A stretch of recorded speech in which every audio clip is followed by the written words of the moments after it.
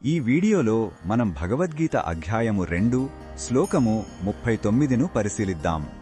ఇప్పటి వరకు శ్రీకృష్ణుడు అర్జునుడికి ఆత్మ యొక్క శాశ్వత స్వభావం గురించి అంటే సాంఖ్యయోగం గురించి వివరించారు. ఇప్పుడు ఆ జ్ఞానాన్ని ఆచరణలో ఎలా పెట్టాలో అంటే కర్మయోగం గురించి చెప్పబోతున్నారు. ఇది సిద్ధాంతం నుండి ఆచరణకు మారే ఒక కీలకమైన శ్లోకం. మొదటగా ఈ పవిత్ర శ్లోకాన్ని భక్తితో విందాం.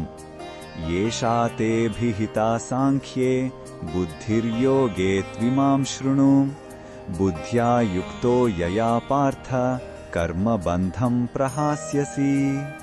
ఈ శ్లోకం అర్థమేమిటంటే, ఓ అర్జున, నీకు ఇప్పటిదాకా నేను సాంఖ్య శాస్త్రం ప్రకారం ఆత్మజ్ఞానాన్ని వివరించాను.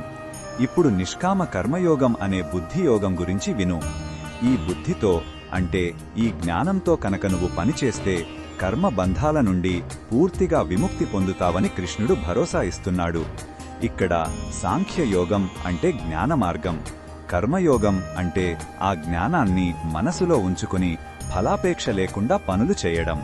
ఈ శ్లోకంలో ఉన్న భావం మనకు ఏమి చెప్తుందంటే, కేవలం జ్ఞానాన్ని తెలుసుకోవడం మాత్రమే సరిపోదు, దానిని మన జీవితంలో అన్వయించుకోవాలి. కృష్ణుడు అర్జునుడికి కేవలం తత్వవేత్తలా కాకుండా ఒక ఆచరణాత్మక గురువుగా మార్గనిర్దేశం చేస్తున్నాడు. నీ గందరగోళానికి, దుఃఖానికి పరిష్కారం ఉంది, ఆ మార్గం ఇదే అని ఎంతో ప్రేమతో, భరోసాతో చెప్తున్నాడు. ఇది మనకు ఆశను, ధైర్యాన్ని ఇస్తుంది. ఈ బోధనను మన దైనందిన జీవితంలో ఎలా ఉపయోగించుకోవచ్చంటే, మనం చేసే ప్రతి పనిలో ఫలంపై ఆసక్తి లేకుండా కేవలం మన కర్తవ్యాన్ని శ్రద్ధగా చెయ్యాలి. ఉదాహరణకు, ఆఫీసులో ప్రమోషన్ వస్తుందా రాదా అని చింతించకుండా మన పనిని మనం 100% నిజాయితీగా చెయ్యాలి. కుటుంబ సభ్యుల పట్ల మన బాధ్యతలను ప్రేమతో నిర్వర్తించాలి, కానీ వారి నుండి ప్రతిఫలంగా ఏమీ ఆశించకూడదు.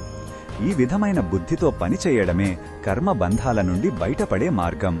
మరిన్ని భగవద్గీత శ్లోకాల అర్థాన్ని తెలుసుకోవాలంటే మా తదుపరి వీడియోలను తప్పకుండా చూడండి.